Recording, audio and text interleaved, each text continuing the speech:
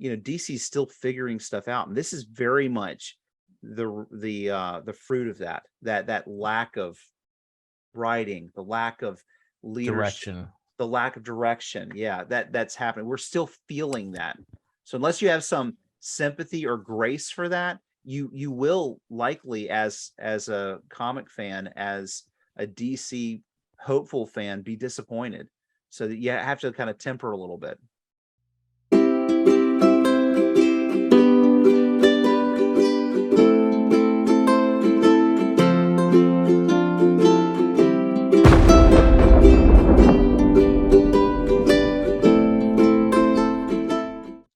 Hello, and welcome to another episode of the Show. This is our second episode of our second season.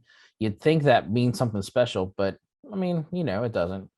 To someone like Two-Face, the famous Batman villain, it might mean something because, he's always doing those like robberies of the second bank of Gotham on the second of the month, that kind of thing. But this is just another episode, and we are going to spend time talking about Black Adam. I am Aaron, and as always, I'm joined by my cousin Landon. Say hello. Good day. Excited about this one because I am looking forward to talking about this movie. I'm looking forward to talking about it too, but probably in a different way. Of course, that's how it would be. That's all right. I'm wearing my Superman shirt in in honor of the DC. Okay, I'm wearing a Bluefield College Rams sweatshirt just because I'm cold. There's no reason for it. And it's not Bluefield College anymore. I keep forgetting we're Bluefield University now. Oh, big time, baby. Big time, eh? That happened with my college that my wife and I went to. It was a college, and then after we left, it became a university. And I was like, well, I'm still calling it a university on my resume now. We all agreed with that one. I'm still paying for those student loans, so I should get something out of it, right? I think so. All right. Well, if you are joining us for the first time or you're returning for the 32nd time, welcome to the Show. We are so glad to have you here. If you are looking for ways to support us, listening or watching, that is the best way you can do that. Wherever you're at, find a way to like us, subscribe, give us a review, drop some stars. We are on YouTube now. If you are watching us on YouTube, obviously you know that, so hit that little like button, the bell icon, subscribe, all that fun stuff that they tell you to do every time you watch a video on YouTube. Yeah, we'll probably be having more and more posts on Facebook and things like that too. So, you can like and follow us on Facebook or any of those two. Yeah, that we will. And so you should be seeing somewhere on your screen the links to those social media accounts. We do have things coming up, hopefully soon, that we will be seeing on places like TikTok, Twitter, Instagram, all of those things. So go ahead and jump on board and be there for our first posts when they finally hit. We are excited about the I guess the direction that we're going here with the Show and this podcast. We're hoping to grow a little bit and we are learning slowly but surely, taking those baby steps into the modern world with social media and interacting with you, our listeners, our viewers. We actually got an email from a listener. Let's hear it. I want to hear it, and I also have something that someone else said. Oh, really? Well. All right. So our email that came to us at our email address, which is, I had it here. Where did it go? Sorry, folks. This is what we call technical difficulties. Dead air. I think that's user difficulty, isn't it? That is user difficulty. It's user. All right. So this is from our friend Noah, who you're related to Noah, right? Without giving away any details of personal connections, yes, I may be related in some way to I Noah. thought so. All right. Well, this is the first email we've gotten at our new email address, which again is showpodcast@gmail.com. Noah suggests you should get a social media app called Letterboxd, where you can review movies and make lists about it. Thank great. you for that suggestion, Noah. I do appreciate that. Landon, do you have Letterboxd? No, but I think I've heard about it. Did you tell me about that? I wouldn't have told you about Letterboxd. I have a Letterboxd account. I don't use it though. I have only been on there a few times. I have not learned the ways of the Letterboxd. We must learn the ways of the Letterboxd. From what I understand, it is the movie social media outlet of the young. Oh, and I do not consider myself of the young. Well, if we can learn anything from the baby boomers, I think we should all strive to be young. Fake it till you make it, right? For all of our baby boomer. Sorry. All right. Well, I've got one here too. So Trey out of Atlanta, who is a buddy of mine. You know, this is, I told this story last season, but Trey and I got to meet a couple of the Stranger Things actors playing pool. We were at the Red Phone booth in Atlanta. It was like midnight, played pool with the characters who played Nancy and the actors who played the actors. Yeah. Sorry. The actors who play the characters Nancy and what was Charlie Heaton's character? Jonathan. Yeah. Jonathan.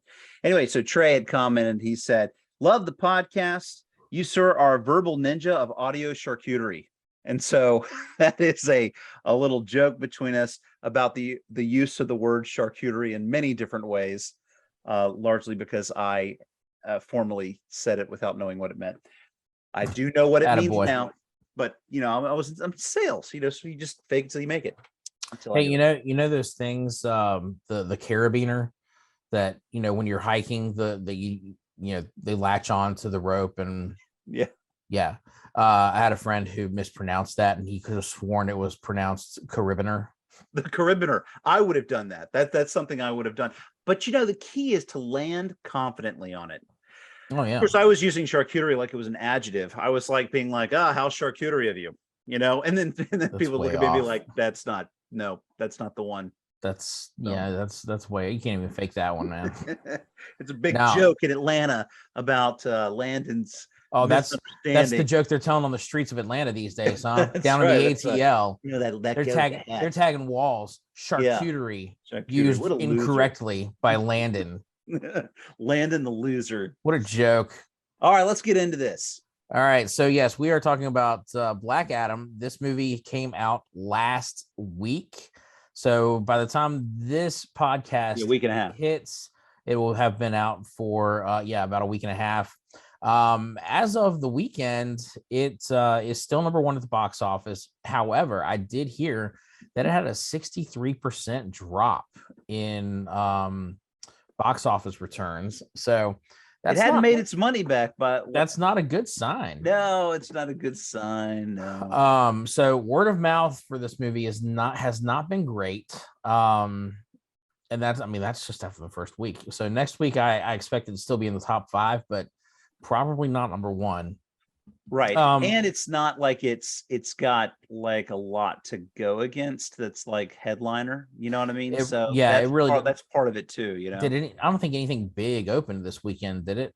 No, I don't think so. Not that I know of. I mean, a few weeks ago the movie Smile came out, or is it Smile? Yeah, Smile had come out, and but there's a lot of stuff that's being that there's a heavy load of streaming things that have been going on right now. Mm-hmm. And I think Halloween, the timing's kind of interesting, to kind of be doing a release like this. Nonetheless, this is not going to be, at least 50% of this conversation will not be Black Adam bashing. I'm not going to bash it. Okay. All right. Well, I'm just going to say there might be 50%. I can assure you there will be enthusiasm from 50% of this conversation. Okay, from at least 50%. Okay, at least 50%. So if you're sitting here going, well, I don't know if I want to talk about? Well, listen, we've got something for anybody, a critical response or an enthusiast response. I'm just, trying to keep it real, man. I'm just keeping it real. You always keep it real. I appreciate that about you. And I will romanticize it all, always. So let's see here. What are we looking at with Black Adam? As far as Rotten Tomatoes go, it got a 39% on the tomato meter. That's what the critics are giving it. Audience score, however, 90%. Now look at that. Isn't that the truth? Yeah. So people who are seeing this are really enjoying it. Thank you. But if you're a critic, apparently you didn't. Or a critical person for that matter. Hey, I have what you call constructive criticism. I'm a constructive critical person. I would look forward to seeing what Forbes says about it, since Forbes gets to critique movies now for some reason, and they are always saying negative things about movies that I like. See, that's the kind of place where I don't want to go to for movie reviews. I'm more apt to trust Nerdist. I'll trust Nerdist. Yeah. I don't know. I'll respect what a critic has to say at a newspaper. Yeah. Like, where you would find Siskel or Ebert at the Chicago newspapers back in the day. But yeah, absolutely. Forbes magazine. Yeah. What are they reviewing a DC Comics movie? No, I'm sorry. Yeah. If you got a Forbes guy reviewing Wolf of Wall Street, okay. Yeah. I'll but go nobody wants to talk about money, so they're like, we got to talk about something else right now. This is the stock market. Yeah. Hey, so check this out. Sucks. So check this out though. I was super excited about now I have to admit my bar was low when going to see it based upon other DC movies. And so I walked in kind of going, we'll see, and I already knew ahead of time that nobody could be more excited about this movie than The Rock himself, because he is constantly very happy about himself. And so, and fine, he deserves it. For all of those Dwayne Johnson fans out there, of which I am one, he is very proud of himself, and with a lot of good reason. However, I came into it going, well, we'll see. And I honestly was there to see Pierce Brosnan, because I think Pierce Brosnan is awesome. That's who I want to be when I grow up, is Pierce Brosnan. So anyway. Why do you want to be Pierce Brosnan when you grow up? He's so smooth, He's so smooth. He's always his talk is like, he's got that great voice, and, he's just charming, all the time, slow, and just, this is me trying to, I can't. Nice try. Thank you. All right. So we will not get into spoilers right away. So if you want to keep listening for a while, we're just going to talk about some general thoughts about the movie to begin with. Keep it topical. And then we will definitely give you a spoiler warning once we hit spoiler territory. That way, if you still want to see the movie, you haven't had a chance to yet, you can pause where you're at with the podcast, go see the movie, then come back and keep on listening. But for now, general thoughts. What did you think? So you were a little apprehensive going into it, but coming out of it. Yeah, I was very pleased coming out of it. And I don't think it's just because I had low expectations, so they were easily vaulted. I think that I got elements of this movie that I didn't get from other DC movies. And I think some of it was some of the action, some of the humor that was in the movie was fun for me. I felt like it had a good mix of that. I appreciated the anti-hero aspect of the movie and kind of redefining one of the challenges I think that DC faces for a lot of people is, like, they have these characters that are so one-dimensional, and they don't have to be one-dimensional, because we see that in the comic books. If you read them, you can flesh out a character far more. But DC does have this where it can be so linear in character development. This movie provided a way where you're literally seeing, heroes, classified heroes, and you're seeing Black Adam, who's not a hero, and but he's doing heroic things.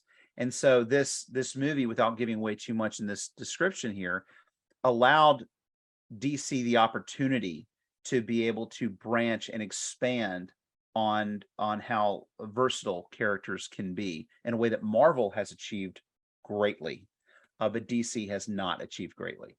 That's my opinion. So I got a lot out of that character development, and then the humor just kind of helped drive things along. You? Okay, here we go. I'm actually the biggest thing I'm going to disagree with is the character development. I didn't think there was any character development in this movie whatsoever. Really? At all. I thought that that Black Adam was the same person from the beginning to the end. He never changed. He was always this violent vigilante, overpowered individual who could not be stopped and would not stop for anyone. Now, I will say, I liked the action. I thought that, there were a lot of really intense action scenes. I did like the fights between Adam and Hawkman. Justice Society. I thought went great. Again, my complaint there is I don't think we got enough of the Justice Society for it to be justified for them to have actually been in this movie. Now, that's not to say I thoroughly enjoyed Pierce Brosnan as Dr. Fate. I would love to see more of that. Oh, yeah. I enjoyed what's the actor's name who played Hawkman? I thought he did a great job as Hawkman. Yeah. Again, I would love to see more of that. Cyclone and Atom Smasher were very much side characters who had very little to do. I was disappointed in their lack of involvement. Overall, for me, the movie was okay. I didn't think it was good. I didn't think it was great. I didn't necessarily think it was bad. It was just it was just a run-of-the-mill action movie with no real story that progresses anything. So that's where I was disappointed. This is a movie that Dwayne "The Rock" Johnson has been pushing since 2008. I think is when he initially he gets what he wants. I mean, well, he jumps on social media 14 years ago and says that he is definitively playing Black Adam. All right, how's this happening? Are you showing up are they making a Shazam movie and you're going to be the bad guy? Because that's what you are. You are Captain Marvel's arch nemesis. All right. I will say that there were elements of this movie that reminded me of The Mummy Returns. I mean, because the whole idea of the Scorpion King and how that was laid up, and you have this big description at the beginning. That's a story, and then you have that where they find him, and I was almost like, oh, I'm watching the DC version of the Mummy Returns. This is great. Yeah, I couldn't help but draw those parallels too, just because I got that. Because that's the original origin from the comics for Black Adam are Egyptian. Yeah. Kahndaq is a made up country that DC likes to make up their territories. So that's just how it is. And well, really, when it comes to having enemy territories, enemy countries, you want to make something up so that you're not offending an actual sovereign government. That's probably wise. Yeah, it's that's probably wise. Well, when we get into the spoilers here, there are a few elements where I want to ask your thoughts about areas that I thought were character development, and see what you thought about those, because I'm sure you thought they were weaker or they didn't flush it out enough. But there were some defining moments that I thought were important. But anyway, so before we get into the spoilers, I'll just say to me, this reminded me a lot of Suicide Squad. Oh yeah. and I don't mean that in a good way, because Suicide Squad, not the latest one, not the James Gunn The Suicide Squad. I mean, like Suicide Squad with Will Will Smith, Smith, and right? where it felt more like a video game than Yeah, a movie, yeah, where it's like you've got your main characters who are, they have a goal. They get to that goal, then they set another goal. And yeah. so they get And to then you that beat the big objective, bad guy, and and then then you've got a laser beam in the sky, yeah, and boom, it's over. yeah, yeah. Um, and didn't this one end with a laser beam in the sky too? Come on, guys. Just because it's a superhero movie, does there have to be a giant laser beam in the sky? It's a big deal when a laser beam's in the sky. I mean, if there's one in the city where there's a strobe light, you're wondering what's going on. It's a big deal. These are the places you want to avoid. If you find yourself in a city where there's a giant laser beam in the sky, get as far away from this place as I possible. don't know. In Independence Day, they were like, "Oh, look, lights!" Yeah. Those people died very quickly. They did. They were probably the most merciful kills. Probably. So. Yeah. Instead of like, oh, there's a giant fireball coming at me, I'm going to run away from that. No. All right. Well, maybe anything not. else that before we hit spoilers that you would say? What do I want to say? A lot of slow motion. There were. I thought that too. I think that the director, again, I didn't recognize his name. You know what would be good here? Have them jump and slowly swing that thing. I feel like he must have gone to the Zack Snyder School of Directing, because all of the slow motion, if you'd have taken all the slow motion out of that movie, it probably would have been 20 or 30 minutes shorter. All right. However, can we agree that the slow motion then fast speed up of Wonder Woman was pretty well done on the first one? Come on, that was pretty good. The first Wonder Woman, like with the Wonder Woman movie. Yeah, the Wonder Woman movie. Oh yeah. When they started doing that and she comes down, it's like, but that's the thing. That's the thing with slow motion. Less is more. Yeah, that's true. But it does get overdone. It does get overdone. Just because you've got a character who moves at super speed, you think, oh, we've got to slow everything down so that we can see how fast this person's going, without actually making them go fast. No, just make them go fast. Yeah. Then you wouldn't see anything. You just see people flying all over the place. You know what? I'm okay with the way they did it in the fight in Smallville and Man of Steel, where the Kryptonians, like, they're just boom, boom, boom, boom, boom, boom, all over the place. One guy moving all over the place, and that was, to me, I thought that was really well done. Of course, that's another Zack Snyder, and there was plenty of slow motion in other places, right? But I don't know. Too much slow motion, a lot of action, not enough character development. That's my all right. What's your most positive takeaway from the movie? Do you need more time? You need some time to I saw it last week, and I thought about seeing it again, but then I was like, no, I'm gonna vote with my dollars and not pay more money to see this thing. Oh my positive, something positive. I again, action. You go see a movie headlined by Dwayne Johnson. If it's not action packed, what the heck are you paying for? You need to see some action. So I'm not disappointed in that this is an action movie. Yeah. All right. That's not what disappointed me. Again, the disappointment came with what I perceived as a lack of character development, when you've got this movie that, for all intents and purposes, has been in development for 14 years. All right. Only in his mind. You know what I mean? but it has, like, there have been plans in place for him to play this character for this long. All right. And you have plenty of stories to go from with Black Adam from the comics that are incredibly well done. I mean, you've got his story arc in 52 you can pull from. You've got his story arc in Black Adam. Is it the Dark Age? I do think, though, that you have some. You start off with something here, and then it could expand into more, it could expand into exploring other things. I also think though that from an acting standpoint, Dwayne Johnson is Dwayne Johnson. And we know a few actors like that are just themselves, right? Like we talked Sure. about, Ryan Reynolds is Ryan Reynolds, right?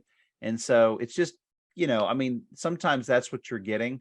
And so character development, I think, can take a few different forms that can supersede just the acting ability of the person you're working with. So Well, I'm not talking about acting ability. I'm talking about the writing of this movie. okay. Like, I really felt like from a writer standpoint, there was not an arc Yeah. for me. I didn't like how it took the whole movie to get, and maybe this is a little bit of a spoiler, but I don't think so. I don't think this is going to be something to be like, oh, how can you ruin that for me? But like, Teth Adam, the entire movie, to finally get to the Black Adam title. I'm just like, what is it saying? What did they say? Teth. Well, Teth. All right, got it. yeah, But I Teth get it Adam from is an his. origin. I get that from that, but the whole movie, it was like, I had to hear Teth Adam 15. They should have called it Teth Adam, and then for the sequel, call it Black Adam. Finally, Well, no, because Teth Adam is his birth name. I get it. But It's hilarious how you have got all these critiques, and I'm like, I'm not with you on them. And then my one critique is the Teth Adam, and you're like, no, that was justified and reasonable. no, yeah, I get that. That No, is that one you're makes a sense to me. madman. You are a No, crazy madman. that is comics accurate, and that's the thing about these superhero movies is like, until someone comes up with the name of the person, like the hero or the villain or whatever, like what are you going to call them? I mean, they just got their name, You are a madman. So if he's not calling himself he wasn't called Black Adam back 5,000 years ago when he was first around. He was just. You don't feel like they baited and teased the Black Shroud, the black 15,000 times they say the word black in the movie just so they could justify saying it at the very end? You don't feel like that was a bit overdone? Of course it was overdone. But I also understand not giving him the name Black Adam until the end, when he has established himself as, when he's earned the color. I wouldn't say earned it, but he's established. And so I think everybody's going to agree with me in my original assessment that you were very critical of this movie, that you are the opposing force of this movie. Whatever. Now I'm just going to start calling you Teth Aaron for this podcast. Why? That's not my name. Teth Aaron. I'm enjoying it for myself. That makes no sense. For me, I just like it. Teth Aaron. I will come through the computer and tear that hat off of your head. All right, let's get into some spoiler territory. So, ladies and gentlemen, if you have not yet seen Black Adam, it makes sense. The title of the movie is Black Adam. The title of the character is Teth Adam until the end, when he's called Black Adam. If you haven't seen it yet, hit pause here, go see it, come back. If you so choose. If you just want to, get spoiled, stick around. Be spoiled. All right. If you enjoy those spoilers, we start in 3, 2, 1. Dude, Superman shows up. I know. Like, that was a spoiler. Come on. I know, for real. Everyone has known for weeks. I know, and it came on, and I saw it flash through a TikTok, and I was like, yeah, I wasn't surprised. I was happy to see that it was Henry Cavill. I mean, because I've wondered where he's landed on that. If it hadn't been, they wouldn't have done it. Yeah. You're probably right there. But I think you and I had talked to, last season about, just the wondering what his future was going to be. I did see that he is not going to be playing Geralt in The Witcher. Yeah, the next season of The Witcher, by Liam Hemsworth. So, I guess, not doing both. It'd be interesting to see what happens now with all that. Well, I mean, it's come out now. He is officially on board for Man of Steel 2. Whatever the official sequel is, they're looking for writers. I believe they have a director lined up. Gosh, if they want a writer, DC, Warner Brothers, hey, give me a call, man. I mean, at the end of our last season, I gave you a treatment for a couple of Superman movies. So let's go. Let's do Like this. Dwayne Johnson, no one will feel more qualified than Teth Aaron will. Not Teth Aaron.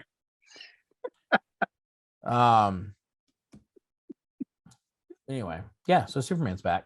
That's yeah, I was disappointed that we knew about that going into it. Yeah. It's just like, come on, The Rock. Can't you like he couldn't handle yourself on social media? It's called tact, man. Superman. Yeah, no, so I thought that it was kind of cool. The scene with the sun, which we thought was Black Adam, right at the beginning. That's kind of where they were leading us. I saw the silhouette of the guy beside him, and I thought, wow, that really looks like The Rock. They got a good person to be his father, or not father, whoever that person was. That I didn't know it was his father at the time, but I was like, that looked like The Rock, and it was very fleeting and it was forgettable for me. So then when they showed it again, I was like, oh, there you go. And they did the whole CGI thing where they made him smaller, you know, and I thought that was pretty cool how they did that. In those flashback scenes, I knew that was him because that was definitely his voice. And I figured, that's the relationship it's got to be, because the old man was the kid's grandfather. And so I figured if you've got another older person but younger than the old man coming up, this has got to be this kid's dad. Yeah. And so like throughout it, I was wondering, why it is that they're telling this story that the champion was this kid, when clearly his dad is the one who is the Black Adam we know. Yeah. Well, it's interesting because, like, for me, I thought that the kid grew up to be, or Black Adam, or not grew up, but was Shazammed up, and that he just stayed that way always. Right. And so that was, if gullibility was, intended, they got me. You know what I mean? But You're such a sucker. I know. But I thought that the backstory with the wizards was a little weak, and it was very showy, much like Shazam. Although I liked Shazam for what it was, I didn't, I just thought it was a bit showy. So the fact that that's not what happened with him, and that it was this revenge side of things that was flushed out, I thought helped the backstory a whole lot more than what it would have been otherwise. I think they were probably expecting audiences to be familiar with the wizard from Shazam. From Shazam, right. And so they were not concerned with doing too much with that origin. Right. Or that piece of the origin. They just wanted you to understand that this was Shazam's first champion 5,000 years ago.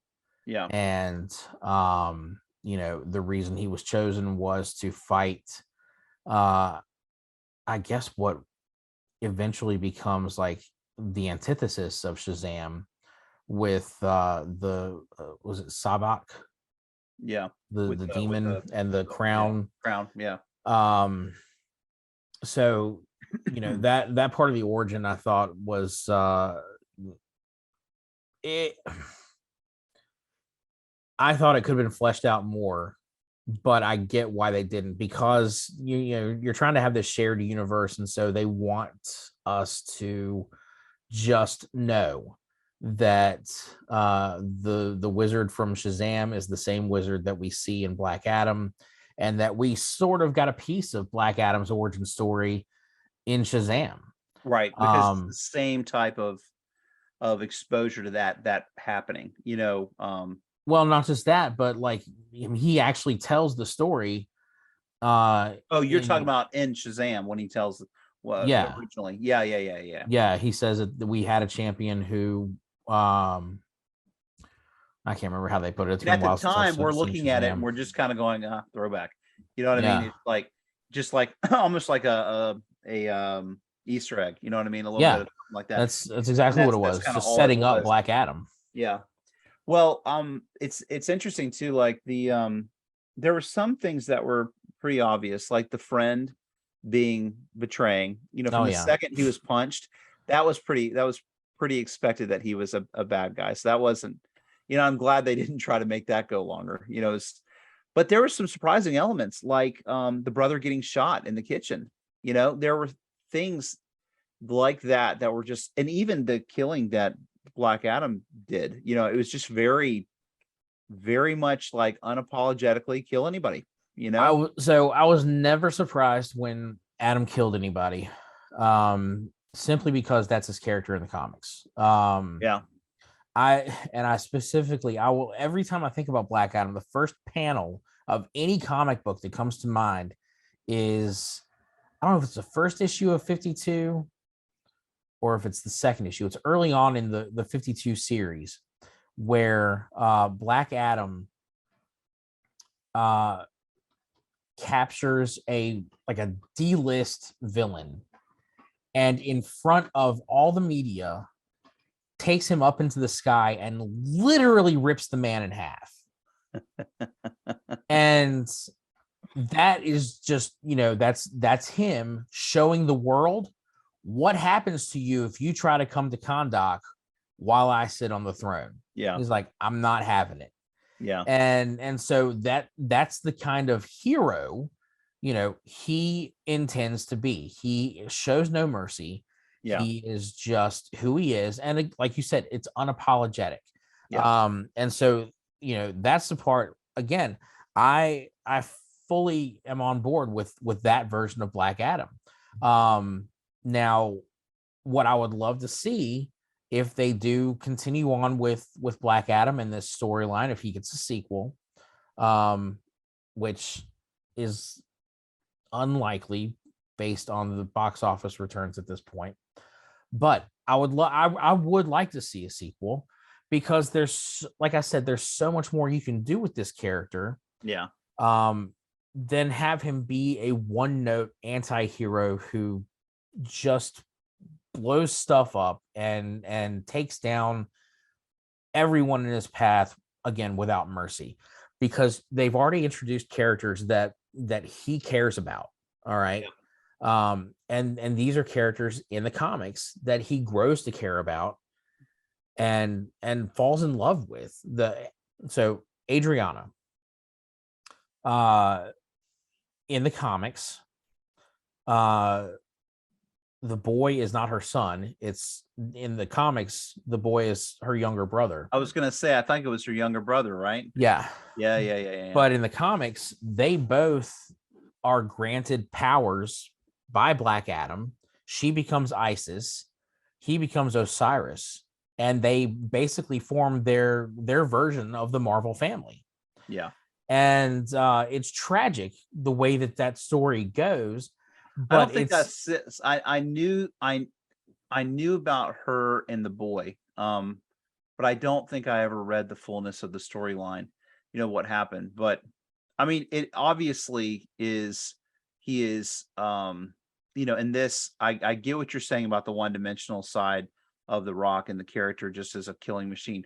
But I thought, to me, the fact that he surrendered his and said Shazam and brought himself and allowed himself to be captured, I think, and being convinced to work with the Justice Society, listening to all of that, and having and just seeing a little bit of that compassion, for Adriana and the boy, just I thought was really, really good. I think they set him up to be, I don't care, and I'm just going to do whatever. And it's all on a vengeance thing, and now I have no point, to actually seeing him make progression, even to the point of relinquishing the only thing he had left, which was his power. So to me, that was more character development. And, maybe I'm lending a little bit extra in my romanticism here, but I mean, don't you find that had a little bit of character development that helped flesh the character out a little bit?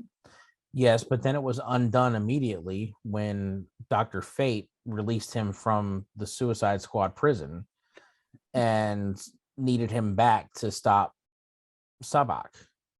Yeah. So, I mean, you Even can, though he threw down the throne though at the end, well, and he yeah, crushes the throne, that, I I mean, mean, that was surprising because that's not that is like out him. of character That for right. Black Adam. He would honestly, from a comic book perspective, that scene where he sits down would have been the end. You know what I mean? Yeah. That would exactly, and that would have been the comic book cover, by the way. You know what I mean? That It, would it have was a comic book cover. been, It was an issue of 52. He's sitting on that throne just exactly the way they recreated that image in that movie, just like that. That was impressive that they did, were able to recreate that image.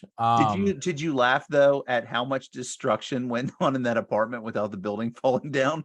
I mean, I was like, and then the room, the only slow motion part that I really enjoyed was the slow motion destruction of the boys' room.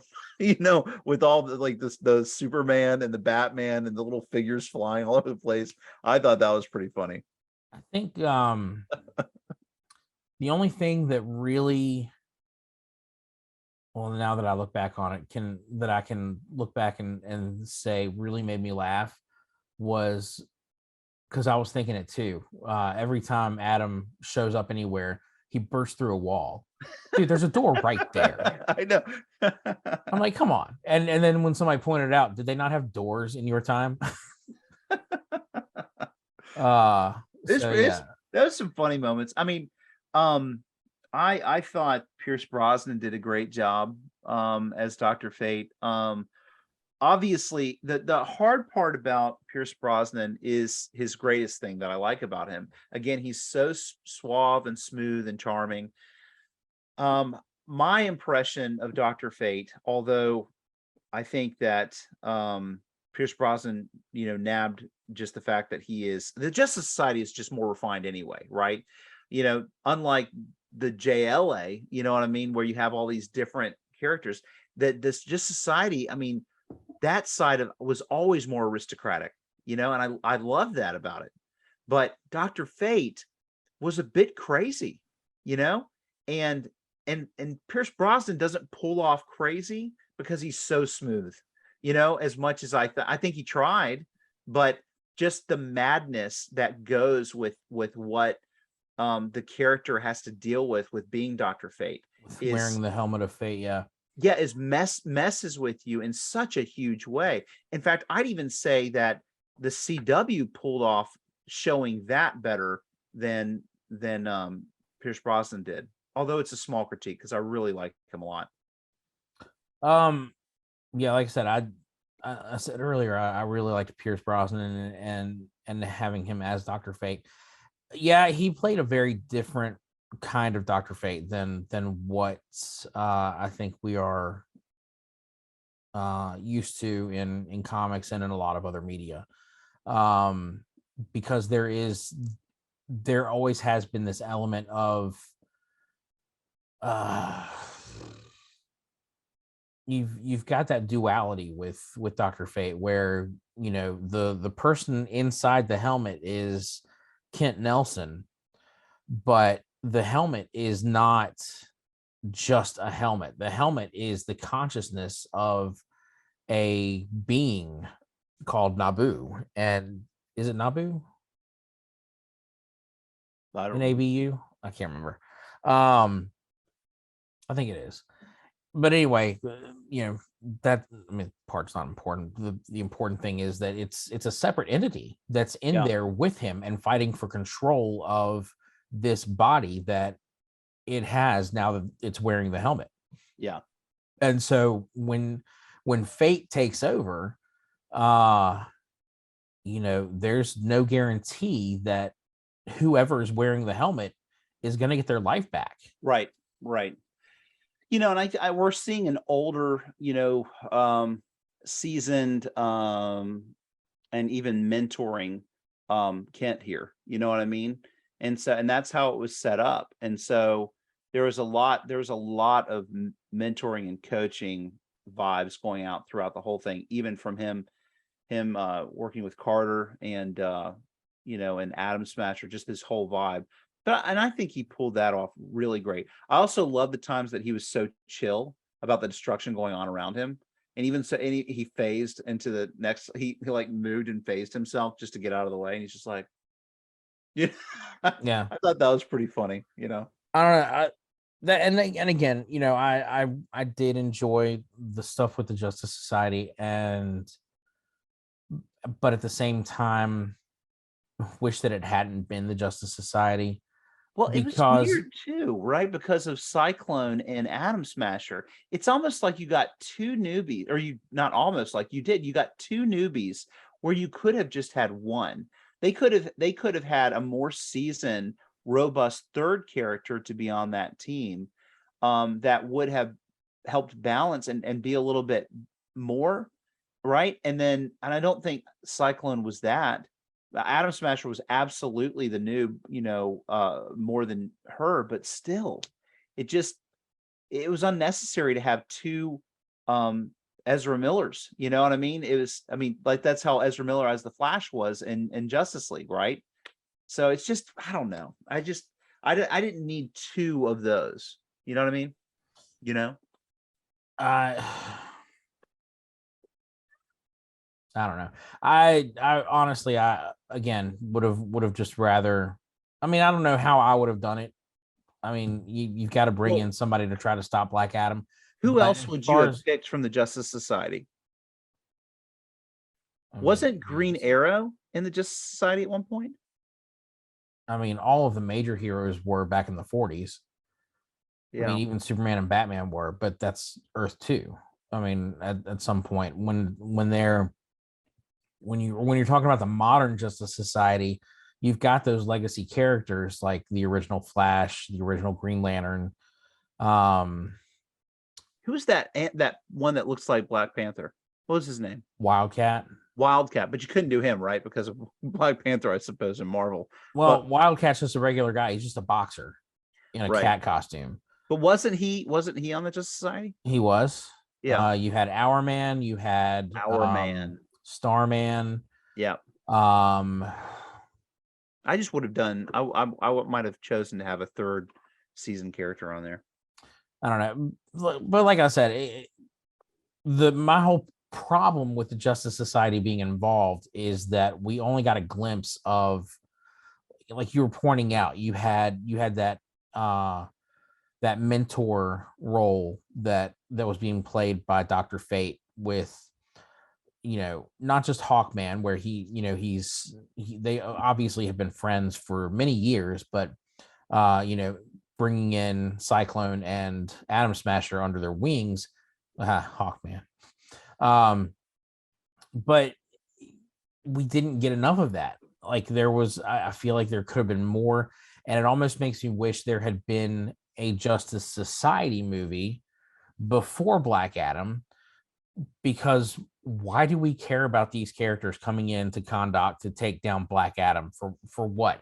They're not coming to Kahndaq because Intergang has been here for years and is, obviously running a lot of illegal things here. Yeah. No, we wait until this unstoppable god being shows up. And Adriana, she makes that statement. She's like, you didn't come here when we needed you. You're not our hero. Right. She makes that statement. I feel like if somebody's coming into this and doesn't know anything about the Justice Society, like they've never heard of it, like my wife watching it, she wouldn't know about the Justice Society. To her, it's just like, well, great, another superhero troop, I guess. You know what I mean? Like, no idea. So it does come out of left field, I think, for people who don't know who they are. We might give it a little bit of grace because we go, oh yeah, Justice Society. Yeah, they're over there. You know what I mean? But that's a thing. Yeah, but everybody else would be like, so who's the Justice Society? Are they like a part of the Justice League? It like raises confusion and question, I would say, for the layman. You know what I mean? So yeah, people where is that? People who've been watching the DC Extended Universe movies, and if you're familiar with what the Justice League is at this point, yeah, you're probably going to be asking Justice Society, what's that? Like, if you're just familiar with the movies, not familiar with the comics, that it would be confusing. Well, just as a recap for anybody listening who doesn't know what the Justice Society is, Well, I mean, would you say it's kind of like the European side? I mean, wouldn't that be like Not the? even a little bit. I mean, how would I? Did you How read would you comics? say? Yeah, of course. But what would you say? I always found it to be more aristocratic. Like I just didn't. I parallel them, at least in being a league, but not being anywhere like each other. One, I felt like Justice League was always just a band of opposing forces, and I felt like Justice Society was more, I don't know, refined and older, and just again aristocratic. So when I say European, I'm not talking about location. I mean, like, I'm talking like it's just like the Kingsman kind of like it's got this feel of being more proper. I'd have to disagree with you on that. You don't feel like that about Justice Society? No. You've never Justice felt like it was more like it was, a stronger establishment or anything like that? Oh gosh, no. No. Weird. Justice Society is just older, yes. But so just the Justice Where's your Society, sense of tradition? the Justice Society existed long before the Justice League was ever a thing. You're right. Yes. And so I mean, if we're getting into the origin of the Justice Society, it came about in the 40s, and had those original characters: Superman, Batman, Wonder Woman, Green Lantern, Hawkman, the Flash, Hourman, Dr. Fate, Johnny Thunder, Star Spangled Kid. There's a whole bunch. But when you get into, again, the modern day Justice League, where they've tried to bring, originally, when the Justice League and the Justice Society would get together, it's because they were on separate Earths, like as part of the multiverse, and there was some big crisis that would come up, and so they would have to cross over and help each other out, and that became an annual thing in the pages of Justice League, where once a year the Justice League and the Justice Society would cross over to each other's world, or they would go to Earth 3 or Earth 4 or find Earth X, and then they team up with Uncle Sam and the Freedom Fighters against, because that's the version of Earth where the Axis powers won World War II. Right. And so it's all of this stuff, but in my mind, the Justice Society and the Justice League, basically the same thing, just with different charter members. That's it. And the Justice League is the one that's more the public face of superheroes in the DC universe. I would agree with that's that. The one. They're the ones who they've got the Hall of Justice. Yep, Hall of Justice. It's the big thing that everyone knows about. They've got the Superman, giant Batman, satellite up in the sky that is the real meeting place for the Justice League, whereas the Justice Society, they've just got a brownstone in New York. That's where they live. That's where they meet. It doesn't make them less important. It's just they're a bunch of old men who. So I love the way that in the comics, that's good though. It makes it like it's like a traditional kind of thing, especially when it gets revamped. When you don't have in history Superman being in it in the 40s because he's not born in the 40s. Because he wasn't born yet. But I think that's what I liked about. So I loved the JSA comic and the Justice Society comic that came out around the 2000s, like in the mid to late 2000s, and Jeff Johns was writing it, and nice. And he basically made this a team of, you've got your older generation who are taking younger heroes kind of and legacy heroes under their wing to show them. See, that's what I'm talking about. To me, then I don't know where you're getting the word aristocratic from, because that is not something I'm getting from them at all. Because that, to me, when you say aristocratic, that brings to mind stuck up, arrogant individuals who have a certain way about them. But these are just heroes who are training up younger people. And that is not what I mean by it. You know what I mean? So when I talk about like an aristocracy of it, I'm not really highlighting on the fact that that it's negative. I'm talking more about that there's an order to things, that there is there's this older, and then they're bringing on these younger ones. I think that there's it's more proper to me. I find, but it's okay. We can disagree on semantics and word use, of these things.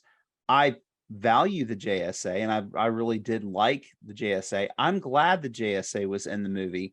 I get how you're saying that it would have been nice to have a JSA movie ahead of time. I think people walking into it are going to be like, who? And so the purpose of the question being, for anybody who doesn't know who the JSA is, it is like a Justice League, but it is, definitely something that's happening where you're not having Superman, Wonder Woman, or Batman involved in what's going on. You have these other members who are coming in to stop Black Adam, and it's just another sect of them. I don't know the fullness of what they'll end up doing out of this movie, especially with, its reception, if at all, if they do anything again with it. To me, it could easily be one and done with the Justice Society after this. If it had been a huge blowout success, then yes, of course, they would probably have a movie coming out of it. But I doubt that's the case. I don't know if there will be more to see of Hawkman, unless it's just going to be tying these characters into, a further justice something, that comes to fight some, dark side or something like that, Right. Yeah, I wouldn't hate it if, we get another Justice League movie down the road and Hawkman is part of it. Sure. And he did again, good. don't His name, recast Hawkman. Keep him in it. He was yeah, great. his name is Aldous Hodge, and he let's see, trying to think of other things that he's done that I would know. He was in the show Leverage. Leverage, that's what I recognize him from. Yeah, he was in a show called Underground, Turn, Washington Spies, done a lot of TV.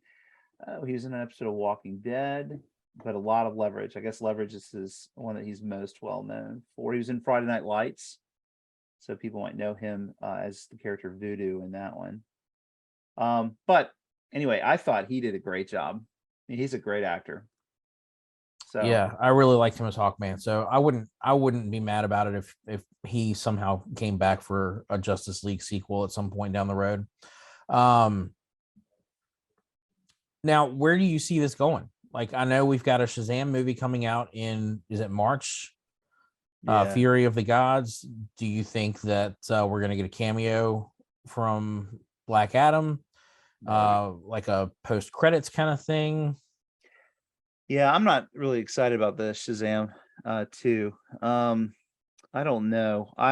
It's interesting seeing Superman at the end with Black Adam. So although you've got, obviously I feel like Shazam and Black Adam have to somehow connect because of their connection to, how they got their powers, Yeah. So there has to be some connection going forward.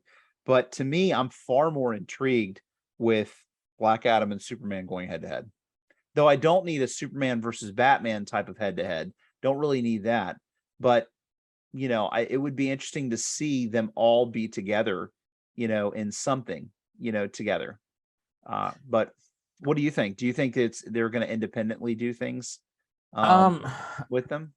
Personally, as much as I love Superman, I would rather see Black Adam go up against Shazam because they have the same power set. They are exactly the same. Yeah. I don't understand why everyone's talking about how Superman's the only one who can stop Black Adam. Shazam has the same powers. I mean, I don't. And Black Adam is not an enemy of Superman. That he is Shazam's arch nemesis. Isn't it crazy though? Because they're talking about the whole movie, and it's like, that we're in like DC lore, so we're Superman, and it's like the Justice Society is the only ones who can do it. It's just like, well, there's other options. Is this all you had left, right? See, this is all you can do at the moment, right? Here's where I'm confused. All right, and confused may be the wrong word. I don't know. You've got all this upheaval with Warner Brothers Discovery, and DC Studios. I guess that's the thing now. Which, all right, sidebar. Really excited about James Gunn coming on as the head of DC Studios. Have you heard this news? No, I didn't hear that. Is he really? Oh my gosh, this was big news this week. James Gunn and one other person, I did not recognize his name, but James Gunn, just so we're all on the same page, this is Guardians of the Galaxy, right? This is Suicide Squad, the new one, right? I mean, this is Peacemaker, the guy. Guardians of the Galaxy. Yeah. This is so they have put him in charge, him and one other person, as basically the Kevin Feige's, in charge of the DC movies going forward. Movies, TV shows, animation, all of it. These guys are in charge. It's a matter of how much power they give him. So here's if they're putting him in charge, that means the executives at Warner Brothers Discovery need to back the freak off and let him have it. Because this is the kind of guy who can do what needs to be done. This is someone who knows comics. He's a fan of the source material, and he can get it done. I mean, who would have thought that Guardians of the Galaxy would have been a good movie, but it turned out to be one of the best ones in the MCU. So absolutely. and the Suicide Squad that came out last year or year before, was it last year? Yeah. Has been by far one of the best movies that came out of the DCEU. So the question here, when you go in and you watch Black Adam, it really feels like they're leaning heavily into the established DCEU that we already have, because you get the appearance of Amanda Waller. Right. You get the appearance of who's the blonde girl? The blonde girl, yeah. Because she was in the Suicide Squad and she was a main character in Peacemaker. I cannot remember her name. I haven't seen Peacemaker. Hold on, I can tell you. Peacemaker's pretty good. Is it? It is not for kids. Do not watch it with your children around. Yeah, well, you shouldn't watch. You probably don't want to watch the Suicide Squad. Is it Amelia Harcourt? Sure. No. The character's name is Amelia Harcourt, played by Jennifer Holland. Sure. I don't know. Yeah. So she's not some name in character comic history that not that I know of. You just saw her. But she is a character in the Suicide Squad and a main character in Peacemaker. Yeah. So they are leaning into this, that we've got this established universe that we're still building on. But then behind the scenes, you've got all this turmoil. So what are we keeping? What are we throwing out with DCEU? I mean, obviously moving forward, you've still got, they want to do more of the Robert Pattinson Batman stuff. There's talk of doing spinoffs with just his villains. I don't know if that means movies or TV series or what. I mean, there was talk of a Penguin series happening on HBO Max. Yeah. I don't know where that stands now with everything changing at HBO or at and then you Warner still Brothers. Have Joaquin Phoenix, who's going to do his sequel. You've got Gaga. You've got that other Joker. That's completely separate. And that is not part of this DCEU. Right. But you've got Superman now back and confirmed for a legit sequel to Man of Steel instead of and then what do you do with Batman? And then you also now have. So do we Flash. Have two Batman running around? Do we have or three? Because in Flash, we're gonna have Michael Keaton come back as his Batman. And do we still have Ben Affleck somewhere as Batman? And then you have Robert Pattinson. Yeah, it's a wonder how do you make your universe with all the best aspects? How do you accomplish that? And really, the outlier at this point is Batman. I mean, that is a hard thing to fix at this point, But maybe it happens through Flashpoint. I just don't know that they had enough forethought after creating Flash to be able to do what's necessary to make these adjustments. I think they're still figuring that out with obviously hiring, James Gunn here. There's going to be some stuff figuring out, and the plans that come out of the think tank of what's happening now aren't going to come to fruition for years. I'm going to put my trust in James Gunn. I hope that they can figure it out. But in the meantime, like I said, I'm I'm confused, and I feel like they're giving us mixed signals with this movie and where we're going moving forward, because we still got Shazam, we still got Aquaman, Yeah. in the Lost Kingdom or whatever it's called. Yeah. That sequel. Then you have Amber Heard as well. You got to deal yeah, with is she the still Amber in it, or Heard. are they getting rid of her? I Because don't know, because you got that aspect. Now she's definitely out of public favor. You know what I mean? so And is so Ezra Miller. Ezra Miller is too. And so So what's you're in happening a with the Flash? Are you're in a they spot. Then they did the Batgirl thing or Batwoman thing, right? Was it Batgirl or Batwoman? Batgirl? Batgirl that they canned. And so there's a lot that has to be reconciled and figured out. I think that if anything, when we see things like Superman show up, we see Amanda Waller and all of that happening in Black Adam, I think we have to take it very lightly. Like, I don't think that we can look at it in the same way that we would with Marvel and go, oh my gosh, what could this mean? It doesn't really mean anything. I mean, honestly, at this point, it's really just almost like a Flash fanfare, hey, Yeah, what could yeah. happen? I think I think I at don't this point, know. Neither do we. I think at this point, the stuff to latch onto is the good news that has actually come out, and it has been confirmed that James Gunn is in charge of DC Studios, or whatever they're calling themselves, and that Henry Cavill is coming back for an actual Superman sequel. And I agree. I think that's all. That's really all you can hang on to. And I'm sure Dwayne Johnson will be happy to stay on, as Black Adam. I mean, he's been calling himself Black Adam for 14 years. I mean, what's to stop him almost from keep going? almost as long as Nick Cage has been wanting to be Superman. So I mean, it's like, I mean, almost as long. He was trying to be Superman back in the 90s, son. it's funny though, because he can't make that happen. But The Rock is just like, oh, I'm going to be Black Adam. One way or the other. Did you know Nicolas Cage named his son Kal-El? Did he really? True story. And And he's got a copy of Action Comics #1. My hat's off to him. No, it's not. It's staying on. Well, I as much as we have our debatable moments about the flick, it is enough to worth see. And I think that there's enough here to kind of spark interest to keep going on the DC and hope. I don't think that it was a movie that you would go and see and go, oh, if you're just a normal, a person who maybe hasn't really seen a whole lot of the comics or anything like that.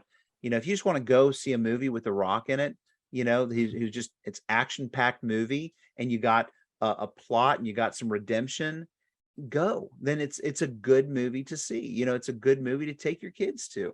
I think that there's maybe a certain age because of the death stuff, but I mean, in that respect, it's great.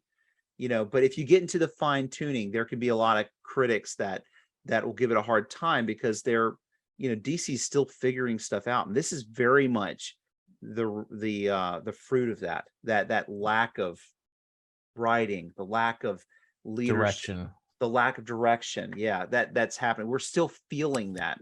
So unless you have some sympathy or grace for that, you will likely, as a comic fan, as a DC hopeful fan, be disappointed. So that you have to kind of temper a little bit. Yeah, I would definitely agree that it's worth seeing, whether you're a fan of The Rock or you're a fan of DC Comics in general. You may be disappointed, you may not, but again, worth seeing. Now, let me ask you this. Do you have, as we're rounding this out, did you have any trivia? Oh, of course. Let's get some trivia going, and and we'll close this out. All right. We've mentioned it a couple of times. I'm ready. Talking about the movie. So speak to me, Teth Aaron. If you call me that again, I'm going to end this like altogether. The show ends. What is the name of the country where Black Adam takes place? Kandak. Yes. Spell Kandak. Kandaq. You're missing an H. Oh, where's the H? KH. Black Adam was traditionally been considered an arch nemesis to what DC superhero? Shazam. aka Captain Marvel. But we can't call him that anymore. Shazam. Captain Marvel, or Shazam, made his comics debut in 1940's Whiz Comics #2. In what year did Black Adam first appear in the Marvel Family #1? What was the year you said for the Captain Marvel? Captain Marvel's debut was 1940. Oh, this would just be a guess. Was it like in the 50s? Nope. What you got? 1945. Oh, it's just soon after, huh? Yep. All right, this one's gonna be a tough one. All right. All right. It's it's Black Adam adjacent. All right. So Shazam is the magic word that gives both Black Adam and Captain Marvel their powers. Each letter in the word stands for the name of an ancient mythological figure. For Black Adam, those figures are Shu, Horus, Ammon, Zehuti, Aten, and Mihin. What figures, I'm sure I butchered every single one of those. What figures stand in for Captain Marvel's powers? The same ones. No. All right. His come from other deities. No, not deities. Mythological figures. Actually, and one of them is not a mythological figure, but a biblical figure. The first one is the wisdom of, starts with an S. What are we doing? Biblical figures, or are we talking? This one's the biblical figure. The wisdom of. He wrote Proverbs, Ecclesiastes, Shem. Solomon. Solomon. Dude, seriously. The wisdom. I'm sorry. I was like, you went to seminary. All right. H. I was like, David doesn't start with an S. I didn't say he wrote the Psalms. Oh, sorry. I know. All right. The next one is H. The H in Shazam. The strength of Horus. Hercules. Oh, they're mythologically like Greek, like okay. Yeah. The ones for Black Adam are Egyptian gods and goddesses, whereas the rest of these for are Greek or Shazam biblical? are Greek. Yeah. Okay, so A would be the first A is the stamina of Athena? Atlas. The guy who's holding the sky. Yeah. All right. The Z, I shouldn't even have to say. Zeus. Yeah. The next A is the courage of Athena. Achilles. Poor Athena. Sorry, Athena. You don't get represented here. And the M is the speed of. Oh, but Mercury. Yeah, that's Roman. That's right. Mercury. Oh, okay. So it's Roman or Greek. All right. Yeah, Roman, Greek. It's interchangeable. Whatever makes sense to spell out Shazam. All right. Last question. During the 52 comic book series, what was the name of the woman with whom Black Adam fell in love, who ultimately began him on a path toward heroism rather than villainy? Adriana. But what was her superhero name? Oh, you said it before. Iris or Isis. I mean, Isis. That is correct. Isis. Iris is the girl from Flash. That is correct. Isis. So, woo.